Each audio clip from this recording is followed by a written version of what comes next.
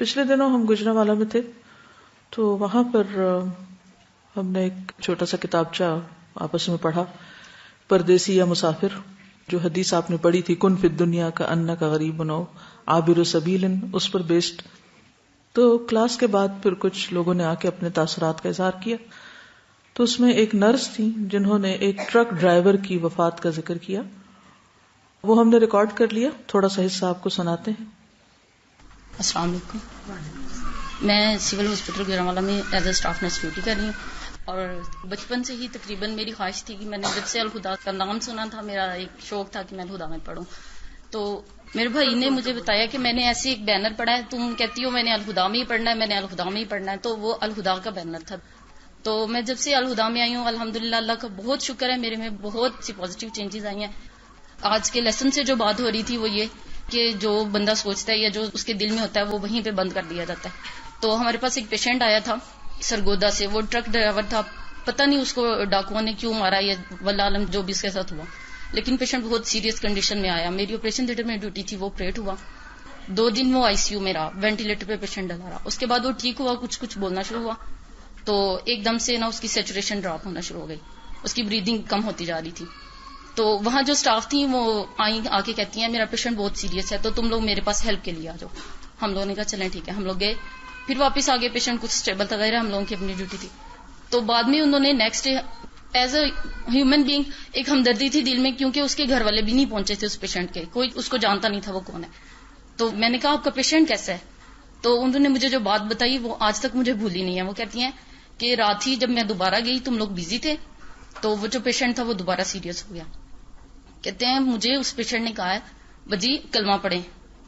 تو کہتے ہیں میں نے کہا کہ بھائی تم خود کلمہ پڑھو. تو وہ پیشنٹ کہتا ہے میرے سے نہیں پڑھا جا رہا، کوئی کلمہ پڑھے نا. تو تب تک اس کے کچھ جاننے والے آ چکے تھے، لیکن اس کے گھر والے نہیں پہنچے تھے. تو وہ جو اس کے پاس 2 لوگ بیٹھے تھے، لڑکے تھے وہ، تو وہ انہیں کہتا ہے یار تم لوگ ہی کلمہ پڑھو نا. تو کہتے ہیں کہ وہ آگے سے کہتے ہیں کہ لوگ تو کلمہ تب پڑھتے ہیں جب کسی کی موت آ رہی ہوتی ہے، تو ہم کیوں تمہارے پاس کلمہ پڑھیں. یہ ایک میں سوچ کی بات کر رہی ہوں. اور اس انسان کی خواہش آج تک مجھے حیرت ہوتی ہے کہ وہ پتہ نہیں کیسا اللہ کا بندہ تھا. کہتے ہیں کہ اس نے کم از کم 10 دفعہ یہ خواہش کی ہے کہ کوئی بندہ کلمہ پڑھو، کوئی بندہ کلمہ پڑھو. اور کہتے ہیں کہ میرے دیکھتے دیکھتے 100 90 80 ایون 10 to 0 پہ اس کی سیچوریشن آ گئی. پیشنٹ ایکسپائر کر گیا، لیکن کسی نے اس کے پاس کلمہ نہیں پڑھا. اور کہتے ہیں کہ جب اس نے بار بار کہا کلمہ پڑھو کلمہ پڑھو، مجھے آ نہیں رہا، وہ یہ بھی کہتا رہا مجھے آ نہیں رہا، میرے سے پڑھا نہیں جا رہا. تو ایون ہم لوگ یہ خود دیکھتے ہیں کہ 40 50 تک سیچوریشن جانے کے بعد پیشنٹ بول نہیں سکتا. کہتے ہیں وہ 10 سیچوریشن تک وہ پیشنٹ بولتا رہا ہے کہ کوئی میرے لیے کلمہ پڑھ دو، کوئی میرے لیے کلمہ پڑھ دو. کہتے ہیں پھر اینڈ پہ باجی کہتے ہیں میں اس کے پاس گئی ہوں انجیکشن لگانے کے لیے، تو اس نے ایسے مجھے پکڑ کے کہا ہے باجی تم مسلمان نہیں ہو. تو کہتے ہیں میرے ذہن میں یہ تھا کہ خدا نہ خواستہ اس میں کوئی شیطان ہے جو اس طرح سے، میں ایک فیمیل ہوں یہ ایک میل ہے، مجھے ایسے ٹچ کر. کہتے میں نے غصے سے کہا چھوڑو میرا ہاتھ، یہ کیا کر رہے ہو؟ تو کہتا ہے باجی مجھے لگتا ہے تم واقعی مسلمان نہیں ہو، تم کلمہ پڑھو. تو یہ چیز ابھی تک مجھے نہ اس پیشنٹ کی شکل بھولتی ہے، نہ وہ باجی کی بتائی بات بھولتی ہے. باجی کہتے ہیں اس کے بعد سارا دن میں گھر جا کے روتی رہی جب وہ پیشنٹ ایکسپائر ہو گیا کہ دیکھو ہم لوگ کیسے مسلمان ہیں کہ ایک بندہ مرنے میں کلمے کی خواہش کرتا رہے. لیکن ایک تو اس میں یہ چیز آ جاتی ہے کہ ہم لوگوں کے کلمہ تب پڑھا جاتا ہے جب موت آ رہی ہوتی ہے، یہ سورہ یاسین تب پڑھتے ہیں جب موت آ رہی ہوتی ہے. تو کہتے ہیں سارا دن روتی رہی کہ وہ بندہ کلمے کی خواہش کرتا کرتا مر گیا، اور ہم سب مسلمان وہاں بیٹھے تھے اور کسی نے اس کے لیے کلمہ نہیں پڑھا. یہ جہالت کی حالت ہے. یہ ان لوگوں کا حال ہے جن کے سامنے دن رات مریض بہت ہوتے ہیں ICU میں، بہت کم لوگ وہاں سے نکلتے ہیں. میں بہت دیر تک سوچتی رہی کہ وہ خود کیوں نہ پڑھ سکا کلمہ. وہ دوسروں کو کہتا رہا، وہ خود نہیں پڑھ سکا. مرنے والے پہ کیا گزرتی ہے تو مرنے والا ہی جانتا ہے، ہم اس کیفیت کا اندازہ ہی نہیں کر سکتے. لیکن بعض اوقات وہ تکلیف اتنی شدید ہوتی ہے کہ اس کا دماغ معوف ہو جاتا ہے. اس پر ایک اور بچی آئی اور وہ کہنے لگی کہ اس کا آپریشن تھا، اور جب ڈاکٹر نے کہا کہ کلمہ پڑھو تو وہ کلمہ اس کو یاد نہیں آ رہا تھا. السلام علیکم. وعلیکم السلام. میرا لاسٹ ایئر ناک کا آپریشن تھا، اور میں آپریشن تھیٹر میں جانے سے پہلے یا حیو یا قیوم برحمتی کا استغیث پڑھتی گئی تھی. لیکن میری روٹین میں استغفر اللہ نہیں ہے اتنا کلمہ پڑھنا. تو جب میں آپریشن تھیٹر میں ٹیبل پہ لیٹی تو میں نے سوچا کہ میں کلمہ پڑھ لوں، لیکن اس ٹائم دماغ اتنا معاف ہو گیا تھا کہ میرے ذہن میں کلمہ نہیں آ رہا تھا. اتنے یعنی کہ میری وینز غائب ہو گئی، میں سفید ہو گئی کہ جس طرح بندے کے حواس نہیں قائم رہتے، کہ مجھے اس بندے کا خیال آ رہا تھا کہ موت کی شاید ڈر کی وجہ سے، اس سختی کی وجہ سے اس کے ذہن سے کلمہ تک نکل گیا جو ہم پہلی چیز سیکھتے ہیں.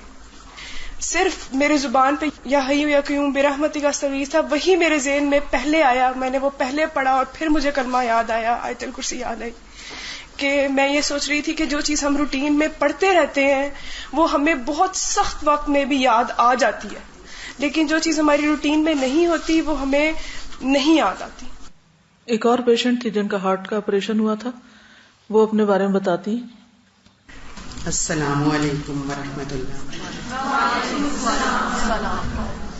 3 سال ہو گئے ہیں میرے میاں کی ڈیتھ ہو گئی ہے، اور میں ذکر یہ کرنا چاہتی ہوں کہ واقعی قرآن پاک میں بہت طاقت ہے. 4 ماہ ہو گیا میرا ہارٹ کا آپریشن ہوا تھا.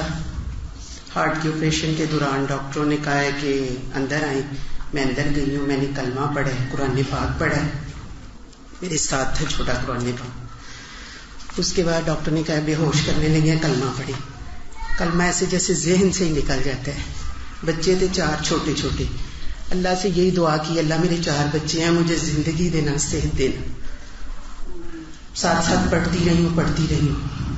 آپریشن سٹارٹ کیا انہوں نے. 8 گھنٹے بعد مجھے باہر لے کے آئے. دیکھیں یہی بتا رہی ہوں کہ اللہ کی کلام میں کتنی برکت ہے. قرآن پاک ساتھ ہی رہا ہے. 10-15 منٹ بعد مجھے ہوش آ گئی ہے. اس کے بعد بیڈ پہ مجھے لٹایا ہے اور میں نے کہا مجھے نماز پڑھائیں. ڈاکٹر نے کہا نہیں ابھی نہیں پڑھنی. میں نے کہا نہیں، میں نے اٹھ کے پڑھنی ہے. یورین بیگ میں نے اتروا دی ہے، نماز پڑھی ہے، اللہ کا ذکر کیا ہے اور اٹھ کے بیٹھ گئی ہوں. بیٹھنے کے بعد پھر میں نے کہا مجھے نماز پڑھائیں عصر کی. پھر میں نے نماز پڑھی ہے اور اس کے بعد پھر ذکر کرتی رہی ہوں. ساتھ ساتھ ہر بیڈ پہ میں گئی ہوں اللہ کا ذکر کریں، اللہ کو یاد. اس کے بعد میں خود اٹھ کے چلی ہوں. ٹھیک 10 گھنٹے بعد. اتنا بڑا میرا ہارٹ کا آپریشن تھا، لیکن اللہ نے مجھے شفا دی ہے صرف اپنی کلام کے صدقے، اپنے قرآن پاک کے صدقے. اور یہ میری ساری بہنوں سے التجا ہے کہ قرآن پاک کو سینے میں بند کر لیں اور ساتھ ساتھ یاد کریں اور اللہ کا بہت ذکر کریں. شکریہ، جزاک اللہ. ایک کے بعد ایک شخص جو آ رہا تھا وہ اسی تجربے کا ذکر کر رہا تھا کہ عین اس وقت بدحواسی میں یا تکلیف میں یا خوف کے مارے کلمہ یاد نہیں آ رہا تھا. تو حسن خاتمہ سب سے بڑی خوش قسمتی ہے. اچھا خاتمہ، لا الہ الا اللہ پر خاتمہ، ایمان کے ساتھ خاتمہ، اللہ کی یاد اور اللہ کی محبت کے ساتھ دنیا سے رخصت ہونا، یہ ہم سب کی بہت بڑی تمنا ہونی چاہیے. اور اس کے لیے ہمیں اپنے آپ کو تیار بھی کرنا چاہیے. جانے والے کے لیے بھی کلمہ پڑھنا اور خود اپنے لیے کلمہ پڑھنے کی عادت اور اس وقت پڑھنے کی دعا کرنا، یہ بھی ہماری دعاؤں کا ایک حصہ ہونا چاہیے.